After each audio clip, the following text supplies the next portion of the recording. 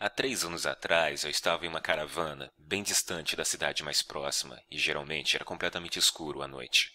Eu prometi que não fumaria do lado de dentro, então, à 1 da manhã, eu saí para um cigarro. Depois de alguns minutos parado na escuridão, eu pude perceber que consegui enxergar claramente a minha mão, algo que eu não conseguiria fazer nas noites anteriores. Então eu olhei para cima, esperando ver o brilho da lua cheia. Mas a lua não estava à vista. Ao invés, havia uma longa e brilhante nuvem bem acima de mim.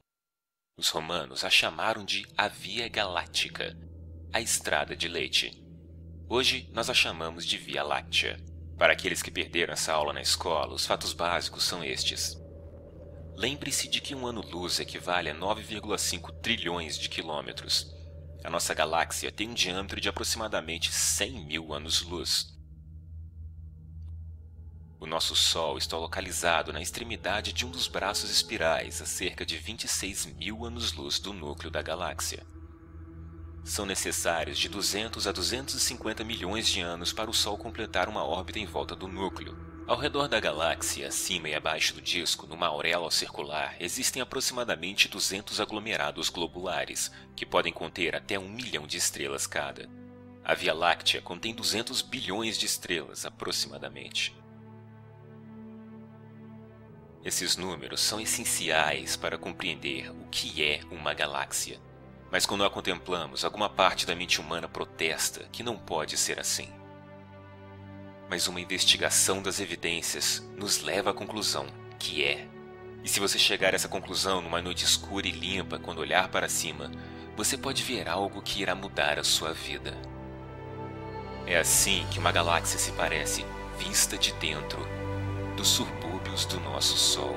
Através de um binóculo, para cada estrela que você consegue enxergar com o olho nu, você verá mais 100 ao redor dela, todas suspensas numa névoa azul acinzentada.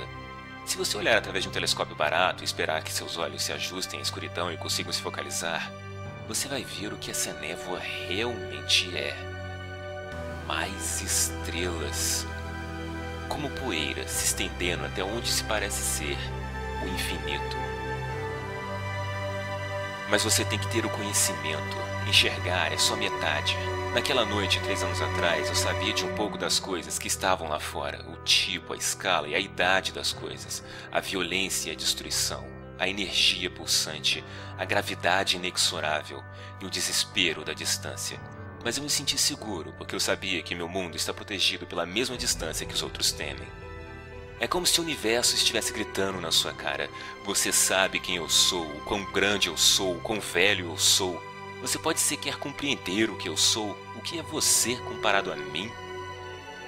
Mas quando você aprende ciência, você pode sorrir para o universo e responder: cara, eu sou você.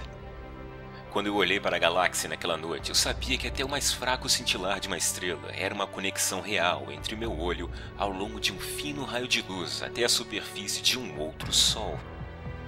Os fótons que os meus olhos detectam, a luz que eu vejo, a energia que interage com os meus nervos, vieram daquela estrela. Eu pensei que eu nunca poderia tocá-la, mas mesmo assim, algo que vem dela atravessa todo o vazio e me toca. Eu nunca poderia ter imaginado. Os meus olhos viram apenas pequenos pontos de luz, mas a minha mente enxergou muito mais. Eu vi as explosões de radiação gama das estrelas gigantes serem convertidas em energia pura pelas suas próprias massas. Flashes de luz que brilharam do outro lado do universo muito antes de a Terra ter se formado. Eu vejo o brilho invisível das micro-ondas da radiação de fundo deixado pelo Big Bang. Eu vejo estrelas vagando erroneamente a centenas de quilômetros por segundo e o espaço-tempo se curvando em volta delas. Eu até mesmo consigo ver milhões de anos no futuro. Aquele brilho azul irá explodir um dia, aniquilando todos os sistemas solares próximos, em um apocalipse que numa comparação faria a fúria dos deuses humanos parecer algo patético. Mas foi a partir de uma destruição dessas que eu fui formado. Estrelas morreram para que eu pudesse viver. Eu sou um produto de uma supernova. E você também.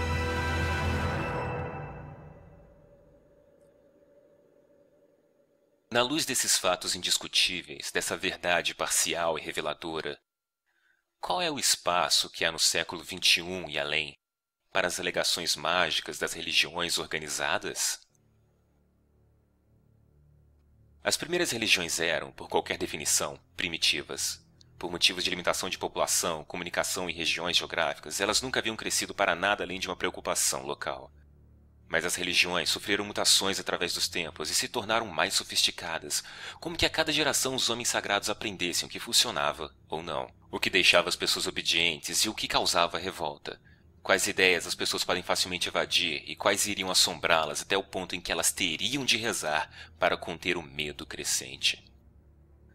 Quando a população cresceu devido ao desenvolvimento lento, porém certo do conhecimento, como se estivessem numa guerra, as religiões entraram numa corrida armamentista entre si.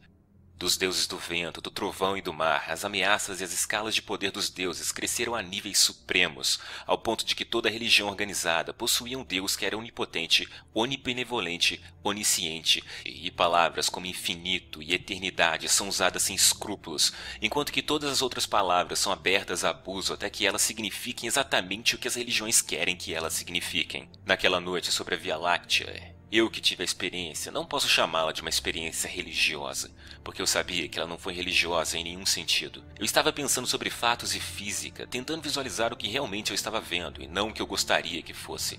Não existe uma palavra que exprima esse sentimento provindo dessa revelação científica e não mística. O motivo disso é porque toda vez que alguém sofre esse deslumbre, a religião a rouba, simplesmente dizendo: "Ah, você teve uma experiência religiosa." E os espiritualistas vão dizer a mesma merda. E eles sempre ficam enfurecidos quando um ateísta como eu diz que só pode ter essas experiências depois de ter rejeitado qualquer coisa sobrenatural. Mas eu admito que depois dessas experiências, quando a realidade me atinge como um bilhete premiado de loteria, eu frequentemente penso sobre religião. E o quão sortudo eu sou por não ser religioso. Você quer aprender algo sobre Deus? Ok. Isto é uma galáxia. Se Deus existe, Deus fez isto. Olhe para ela, admire-a, aceite-a, se ajuste a ela, porque essa é a verdade e provavelmente não irá mudar muito. É assim que Deus fez as coisas. Deus provavelmente gostaria que você olhasse para ela, aprendesse sobre ela para tentar entendê-la. Mas se você não pode olhar, se você não quer nem tentar entender, o que isso diz sobre a sua religião? Como o bispo Ancelot Andrews disse uma vez, quanto mais perto de uma igreja, mais distante de Deus. Talvez você precise se afastar da mesquita, se afastar da igreja, dos padres, dos omãs, dos livros, para ter qualquer chance de encontrar Deus. Esprema uma fração de uma galáxia na sua mente, então você terá uma ideia melhor do que está procurando. Quando você compreende, mesmo que parcialmente, a escala de uma única galáxia, você tem a impressão de desaparecer. E quando você se lembra das outras galáxias, você encolhe novamente centenas de bilhões de vezes. Então você se lembra o que você é. Os mesmos fatos que dizem quão insignificante você é, também explicam como você chegou até aqui. É como se você se tornasse mais real, ou talvez o universo se tornasse mais real. Repentinamente você se encaixa, você pertence, você não precisa se ajoelhar, você não precisa temer. Nesses momentos, a única coisa que você tem que fazer é continuar respirando. A matéria que o constitui desde quando você nasceu é tão velha quanto o cosmos. A forma pode ser nova e única, mas os materiais já têm 13,7 bilhões de anos de idade. Processados pela fusão nuclear em estrelas, moldado pelo eletromagnetismo, palavras frias para processos tão impressionantes. E esse bebê era você. É você. Você é impressionante. Não só está vivo, mas também tem uma mente. Qual tolo trocaria isso por qualquer bilhete premiado que já existiu? Quando eu comparo o que o conhecimento científico fez comigo e o que a religião tentou fazer, às vezes eu sinto calafrios. A religião diz às crianças que elas podem ir para o inferno e que elas têm de acreditar, enquanto que a ciência diz que elas vieram das estrelas e apresenta motivos nos quais elas podem acreditar. Eu já contei a diversas crianças sobre estrelas, átomos, galáxias e o Big Bang, e eu nunca vi o medo em seus olhos. Apenas o encanto e a curiosidade. Elas querem mais. Por que as crianças nadam enquanto os adultos se afogam? O que aconteceu com a realidade entre a infância e a idade adulta? Será que alguém prometeu algo que é tão lindo que o nosso universo parece estúpido e vazio? Até assustador em comparação? Isso tudo ainda pode ter sido feito por algum criador, mas a religião fez parecer que é algo desagradável. A religião pinta tudo que não a si própria como algo profano e pecaminoso, enquanto embeleza e dignifica suas mentiras e erros, como um porco que veste a melhor das roupas. Em seu esforço de tentar nos impedir de enxergar a realidade, a religião se tornou a realidade que não podemos encarar. Veja o que a religião nos obrigou a fazer, com nós mesmos e para os outros. A religião roubou o nosso amor e a nossa lealdade e a deu para um livro, para um pai telepático que diz às suas crianças que o amor significa se curvar diante dele. Eu não sou pai, mas posso dizer que essas crianças vão crescer perturbadas. Não pode ser saudável para uma criança ou para uma espécie. Foi-nos dito há muito tempo atrás que só havia a Terra, que éramos o centro de tudo. Isso se mostrou uma mentira. Nós ainda não nos ajustamos a isso. Nós ainda estamos em choque. O universo não é o que nós esperávamos que fosse. Não é o que eles nos disseram que seria. Esse entendimento cósmico é novo para nós, mas não há nada a temer. Nós ainda somos especiais. Nós ainda somos privilegiados. Pode haver um paraíso, mas ele não será perfeito, e nós mesmos é que teremos de construí-lo. Se eu tenho algo que pode ser chamado de alma que precisa ser salva, então a ciência a salvou da religião. Algumas pessoas acham realmente deprimente o fato de que o universo só poderá suportar a vida por mais apenas 30 bilhões de anos. 30 bilhões de anos.